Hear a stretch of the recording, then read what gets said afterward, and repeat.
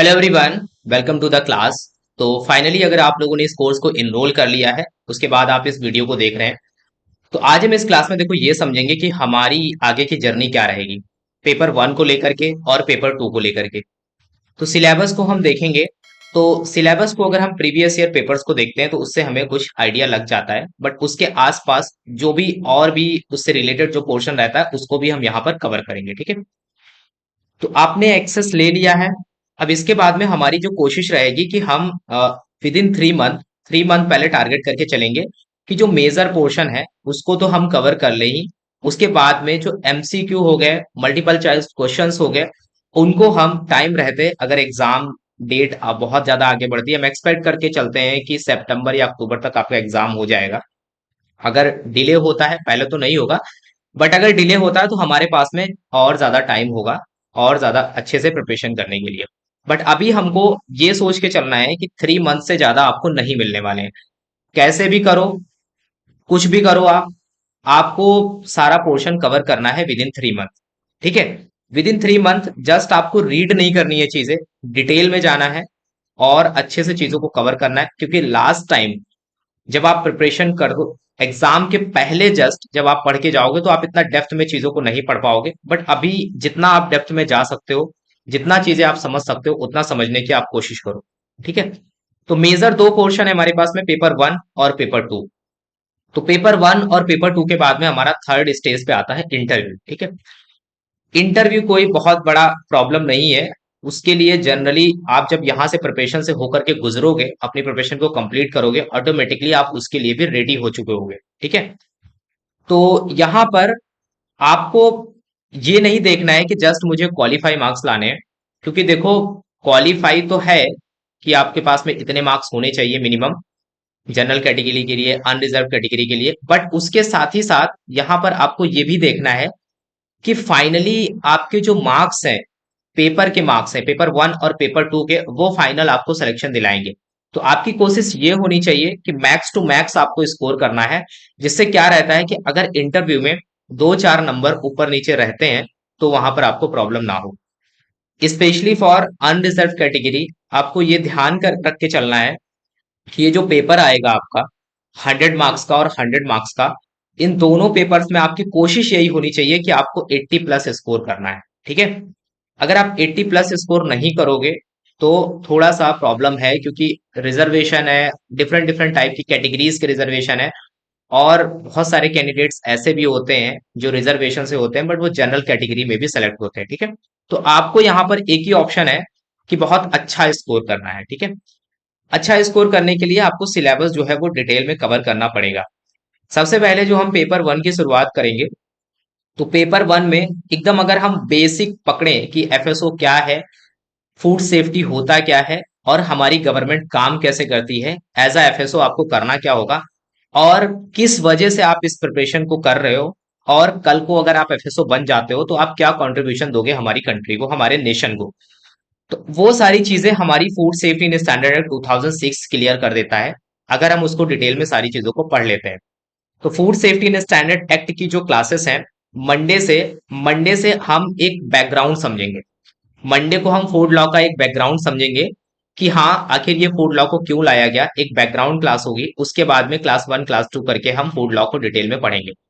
जब तक आपको फूड लॉ नहीं समझ में आएगा, उसके आगे के दो टॉपिक नहीं समझ में आएंगे। Basically food safety in standard act नहीं समझ में आएगा तो आपको रूल्स और रेगुलेशन नहीं समझ में आएंगे। तो एक्ट को पहले पढ़ना है हमें, उसके बाद में हमें रूल्स और रेगुलेशन को वन बाय वन फिनिश करना है। मेजर जो सबसे ज्यादा आपके क्वेश्चंस बनेंगे पेपर वन में भी, अगर हम बोलें जो सबसे ज्यादा मैक्सिमम क्वेश्चंस आपके बनेंगे, वो ये फर्स्ट वाले पोर्शन से बनेंगे जो कि है food safety in standard act 2006। अगर हम food safety in standard rules की बात करते हैं तो यहां से काफी कम क्वेश्चंस आएंगे, बहुत ज्यादा क्वेश्चंस नहीं आएंगे as compare to food safety in standard act 2006। उसके बाद में अगर हम बात करते हैं रेगुलेशन की, थर्ड नंबर पे जो हमारा आता है, तो वहां पर डिफरेंट डिफरेंट टाइप के रेगुलेशंस हैं। उसके लिए देखो यहाँ पर कुछ डिफरेंट टाइप्स ऑफ जो आर्टिकल ऑफ फूड होते हैं, उसमें जो मेनली स्टेपल फूड होते हैं जिनको हम बहुत ज्यादा यूज करते हैं, जैसे कि ऑयल हो गया, सॉल्ट हो गया, मिल्क हो गया, उसके बाद में वीट हो गया, राइस हो गया, जिनको हम बहुत ज्यादा मात्रा में यूज करते हैं, उनको लेकर के आपको ध्यान रखना है कि बेसिकली उनके लिए क्या गाइडलाइंस है गवर्नमेंट की, उनमें जो फूड फोर्टिफिकेशंस हम करते हैं, जो भी एडिटिव्स वगैरह ऐड करते हैं, जो उसमें कंटामिनेंट्स वगैरह पाए जाते हैं, उनका क्या लिमिट्स रखा गया है। तो ये सारी बातें आपको ध्यान में रख के उस पूरे, अगर हम लॉ में देखें तो हमें यही चीजें सर्च करनी है फूड रेगुलेशन। तो सबसे पहले जो हम कवर करेंगे food safety and standard act 2006। Food safety and standard act आपको एकदम डिटेल में बहुत अच्छे से समझ में आएंगी चीजें, बट मल्टीपल टाइम आपको उसको रिवाइज जरूर करना है। Food safety and standard rules में हम देखेंगे कि इसके बाद में हमारी सेंट्रल गवर्नमेंट ने कुछ रूल्स बनाए हैं कि किस तरीके से पूरा सिस्टम काम करेगा। ठीक है, तो सेंट्रल गवर्नमेंट के पास में भी फूड को लेकर के कुछ पावर्स हैं, और कुछ पावर्स हैं जो एफएसएसएआई के पास में है रेगुलेशन के द्वारा। तो डायरेक्टली कहीं कहीं पर एफएसएसएआई जो है चीजों को हैंडल करता है, बट कहीं कहीं पे कुछ इश्यूज ऐसे होते हैं जहां पर गवर्नमेंट का रोल आ जाता है, और कुछ इतने बड़े बिग इशू होते हैं कि जहां पर आप देखोगे डिफरेंट डिफरेंट स्टेट के जो हमारे, आप देखोगे कि जो एमपीज होते हैं वो तक इन्वॉल्व हो जाते हैं। तब बात पहुंच जाती है पार्लियामेंट में, और तब जाकर के food safety and standard act के द्वारा, जो यहाँ पर food safety and standard act को इसी तरीके से बनाया गया है, तो वहां पर पूरा नेशन इन्वॉल्व हो जाता है। ठीक है, तो पहले क्या था कि मल्टीपल फूड लॉज थे, तो अभी के टाइम पे हमारी कंट्री में one nation one food law है। तो one nation one food law की अगर हम बात करें तो यहाँ पर मेनली जो है वो यही है, food safety and standard act 2006 ही है। बाकी उसके सब पार्ट्स हम कह सकते हैं आगे के। ठीक है, तो यहाँ पर हमें ये चीजें पढ़नी है। थर्ड पॉइंट पे देखो, जब जाओगे जो एफएसएसएआई को एक काम सौंप दिया गया है कि आपको फूड की सेफ्टी और स्टैंडर्ड्स को लेकर के कंट्री में काम करना है और इकोसिस्टम को बिल्ड करना है। तो एफएसएसएआई ने भी ये सोचा कि ऐसे तो पॉसिबल है नहीं, हमें भी जिस काम को करना है उस काम के लिए हमें अपने खुद के कुछ लॉ बनाने पड़ेंगे, कुछ रेगुलेशंस बनाने पड़ेंगे, क्योंकि बिना रेगुलेशन के हम किसी के ऊपर कंट्रोल नहीं कर सकते हैं। ठीक है, तो वहां पर एफएसएसएआई ने क्या किया, एफएसएसएआई को जैसे जैसे जरूरत महसूस हुई वो रेगुलेशंस बनाने लगे। सबसे पहला रेगुलेशन इन्होंने ये बनाया है लाइसेंसिंग एंड रजिस्ट्रेशन को लेकर के, कि आर्टिकल ऑफ फूड की लाइसेंसिंग और रजिस्ट्रेशन कैसे करी जाएगी, उसके लिए फीस क्या रखी जाएगी, अगर कोई लाइसेंस एक्सपायर हो जाता है तो उसको रिन्यू कराना होगा, उसके लिए क्या प्रोसेस होगा। सबसे इंपॉर्टेंट काम इसमें यह मेंशन किया गया है कि अगर कोई फूड बिजनेस ऑपरेटर है तो उसको एक प्रॉपर हाइजीन मेंटेन करना पड़ेगा अपने ऑर्गेनाइजेशन में, अपने कंपनी में, तो उसके लिए क्या स्टेप्स फॉलो करने होंगे वो सब मेंशन किया गया। थोड़ा सा हम और आगे बढ़े तो एफएसएसएआई ने एक और रेगुलेशन निकाला, food product standards and food additives को लेकर के। फिर आगे और चीजें बढ़ी तो ये समझ में आया कि provision and restriction of sales को लेकर के भी एक होना चाहिए रेगुलेशन। रेगुलेशन का मतलब यही है, इसका यूज करके हमारा ऑर्गेनाइजेशन यानी कि food safety and standard authority of India, जो कि एक सेंट्रल फूड स्टैंडर्ड्स अथॉरिटी है, वो क्या करेगी, इन रेगुलेशन का यूज करके चीजों को कंट्रोल करेगी, क्योंकि और कोई ऑप्शन नहीं है, इन्हीं का यूज करके वो चीजों को कंट्रोल करेंगे। उसके बाद में आगे जाकर के लेबोरेटरी एंड सैंपलिंग एनालिसिस को लेकर के एक रेगुलेशन बनाया गया। ठीक है, तो इन सारी चीजों को हम पढ़ेंगे। फिर उसके बाद में हमें फूड सेफ्टी स्टैंडर्ड कंटामिनेंट्स और टॉक्सिन्स को लेकर के पढ़ना है। बेसिकली यहां से लिमिट्स वगैरह पूछ ली जाती हैं कि किस कंटामिनेंट्स का कितना लिमिट वगैरह किसी पर्टिकुलर फूड में होता है, कितना परमिजिबल है, यानी कि कितना परमिट दिया गया है, इससे ज्यादा आप अप्लाई नहीं कर सकते हो। तो हमें रेगुलेशन को समझने के लिए एफएसएसएआई को भी पढ़ना पड़ेगा, क्योंकि एफएसएसएआई का नाम तो मेंशन नहीं किया गया है हमारे सिलेबस में, बट एफएसएसएआई को हमें यह पढ़ना पड़ेगा कि ये पूरा सिस्टम काम कैसे करता है। कल को अगर आप किसी भी स्टेट में एफएसओ बन जाते हो तो जो आपको ट्रेनिंग्स वगैरह प्रोवाइड करनी होती है, इंडक्शन ट्रेनिंग्स होती है, वो food safety and standard authority of India provide करता है। जैसे कि अभी कुछ टाइम पहले अगर देखोगे, विद इन अगर 15 डेज पहले अभी आप देखोगे कि ये असम, त्रिपुरा और लद्दाख, यूपी, हरियाणा, कई सारे स्टेट्स के फूड सेफ्टी ऑफिसर्स ने मिल करके 7 मिनट इंडक्शन ट्रेनिंग वगैरह कंप्लीट करी थी।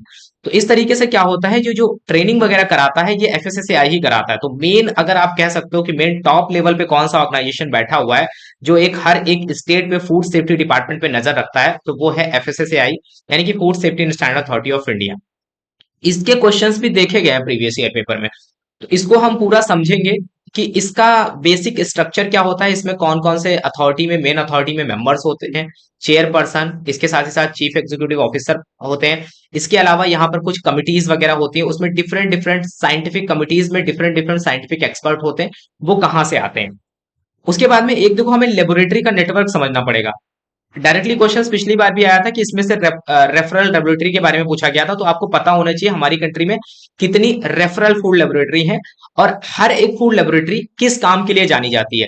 जैसे किसी भी आर्टिकल ऑफ फूड में किसी भी तरीके की अगर टेस्टिंग करनी है या कुछ भी करना है तो हर लैब के पास में एक अपना एडवांस टेक्नोलॉजी है। तो उसी के अकॉर्डिंग हमें ये समझना पड़ेगा कि कौन सी लेबोरेटरी किस काम के लिए एक्सपर्ट है। वो हमें कहां से समझ में आएगा, हम फूड लेबोरेटरी का नेटवर्क समझेंगे जिसमें हम referral food laboratory, reference food laboratory, national food laboratory और हम प्राइमरी फूड लेबोरेटरी को डील करेंगे, जिसमें हम समझेंगे कि नंबर ऑफ कितनी फूड लेबोरेटरी हैं। और झारखंड में भी हम देखेंगे कि एफएसएसएआई ने कितनी फूड लेबोरेटरीज को नोटिफाई किया हुआ है। ठीक है, यहाँ पर देखो क्या होता है कि कुछ प्राइमरी फूड लेबोरेटरी होती है जिनका मतलब एक तरीके से 2 ईयर के लिए अप्रूवल मिलता है, 3 साल के लिए अप्रूवल मिलता है, बाद में उनको रिन्यू करवाना होता है या फिर वो एक्सपायर हो जाते हैं। बट कुछ लेबोरेटरी ऐसी हैं एफएसएसएआई की जिनको हम बोलते हैं नेशनल फूड लेबोरेटरी, जिनका डायरेक्टली कंट्रोल होता है एफएसएसएआई के द्वारा। तो वहां पर वो एकदम डायरेक्टली एफएसएसएआई के अंडर में ही वो नेशनल फूड लेबोरेटरी आती हैं, जो एफएसएसएआई के अंडर में आती है, तो उनको भी हम देखेंगे। तो अभी के टाइम पे अप्रोक्सीमेटली हमारे यहाँ पे 4 नेशनल फूड लेबोरेटरी है, उनको हम वन बाय वन कवर करेंगे अपनी क्लासेस में। फिर रेगुलेशन पे जब हम पहुंचेंगे तो हम रेगुलेशन को भी वन बाय वन कवर करेंगे। तो काफी चीजों को हम बहुत डिटेल में समझेंगे, बस आप सुनते भी जाओगे अगर अच्छे से, और अपने शॉर्ट नोट्स जरूर बनाना। हम आपको सबके नोट्स प्रोवाइड करेंगे, ई बुक्स प्रोवाइड करेंगे, बट अपने शॉर्ट नोट्स जरूर बनाना। थोड़ा समय होने के बाद में कुछ रेफरेंस बुक आपको रेफर करी जाएंगी, अगर आप उनको खरीदना चाहते हो खरीद सकते हो। अगर आप उनकी सॉफ्ट कॉपी चाहते हो तो वो आपको यहाँ पर अवेलेबल करा दी जाएंगे, उनको आपको परचेज करने की जरूरत नहीं है। फिर देखो जब हम आगे बढ़ेंगे तो यहाँ पर मेनली फूड केमिस्ट्री में, तो फूड केमिस्ट्री में जो भी पोर्शन होता है, जो हम देखेंगे कि जैसे कि विटामिन वगैरह होता है। पेपर 2 की अगर हम बात करें तो पेपर 2 को हम कैसे डील करेंगे वो हम देख रहे हैं। तो यहाँ पर विटामिन हो गया, मिनरल्स हो गया, कार्बोहाइड्रेट हो गया, फैट हो गया, ठीक है। तो इन सारी चीजों को हम यहाँ पर डिस्कस करेंगे। एंजाइम्स को पढ़ेंगे, कौन सा एंजाइम किस टाइप की रिएक्शंस होती हैं उनके लिए रेस्पॉन्सिबल होता है। फिर हम यहाँ पर फूड माइक्रोबायोलॉजी को डिस्कस करेंगे, और हम यहाँ पर फूड के न्यूट्रिशन और इसके साथ ही साथ अडल्ट्रेंट्स की बात करेंगे।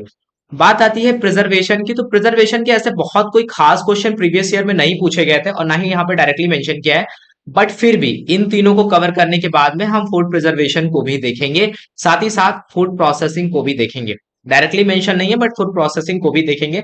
पहले जहां से मैक्सिमम क्वेश्चंस कवर होते हैं, क्योंकि आप एकदम हायर एनर्जी के साथ इनिशियली जो अपनी प्रिपरेशन आप स्टार्ट करते हो, तो उसको आप वहां पर यूज करो जहां पर ज्यादा पोटेंशियल है। ठीक है, क्योंकि हो सकता है बहुत सारे लोग डिफरेंट डिफरेंट एग्जाम्स की प्रिपरेशन कर रहे हैं, तो होता क्या है कि एग्जाम के जस्ट पहले, थोड़ा पहले कुछ ना कुछ डिस्टर्बेंस होते हैं जिसकी वजह से हम चीजों को ग्रैप नहीं कर पाते हैं। तो हमें जिसमें सबसे ज्यादा पोटेंशियल है जिन चीजों में, उनको पहले ग्रैप करना है, क्योंकि डायरेक्टली हमें वो चीजें देखनी है कि एटलीस्ट वो पोर्शन हमारा पहले से पक्का हो जाए, जिससे हम एटलीस्ट जो क्वालिफाई मार्क्स है उनको तो इजिली क्रैक कर पाए। उसके बाद में हम बात करेंगे कि कैसे कैसे करके हम चीजों को और ज्यादा एडवांस लेवल पे ले जाएंगे। देखो ये जो आपने कोर्स एनरोल किया है, इसमें हम आपको बता दें आपको मिलेगा क्या क्या। सपोज दैट अगर हम भूल भी जाते हैं तो आपका काम है आप याद दिलाते रहो। आपका काम है हमसे पूछना कि जो भी हमने आपसे कमिटमेंट किया था आपको प्रोवाइड किया या नहीं किया। सबसे पहली बात तो है हम आपको वीडियो क्लासेस प्रोवाइड करेंगे जो कि रिकॉर्डेड मैनर में रहेंगी, नो लाइव क्लास। इसका रीजन ये है, ठीक है, क्लासेस जो है वो आपको एक बार में नहीं मिलेंगी, क्योंकि हमें नए क्लासेस बनानी पड़ती हैं। कुछ क्लासेस हमने बना ली है बट कुछ क्लासेस हमें रिकॉर्ड करनी पड़ती हैं। और यहाँ पर लाइव क्लास में थोड़े से डिस्टरबेंस है, कुछ लोग ऐसे एरियाज से हैं जहां पर इंटरनेट में लाइव क्लास में इशू होता है, कनेक्टिविटी प्रॉपर नहीं मिल पाती है। दूसरा रीजन ये है कि अगर हम जो सोच के आए हैं, जितना हमें पता है कि आज की क्लास में हमें खत्म करना है, लाइव क्लास में वो चीज पॉसिबल नहीं होती है। तीसरी चीज यहाँ पर यह है, बहुत सारे लोग ऐसे हैं जिनके पास में एक फिक्स टाइम नहीं है, कि वो बहुत सारे लोग वर्किंग प्रोफेशनल से कुछ काम भी करते हैं और कुछ लोग अपनी पढ़ाई कर रहे हैं, तो बहुत सारे रीजंस हैं। तो इस वजह से यहाँ पर क्या होगा कि आपको रिकॉर्डेड सेशंस मिलेंगे।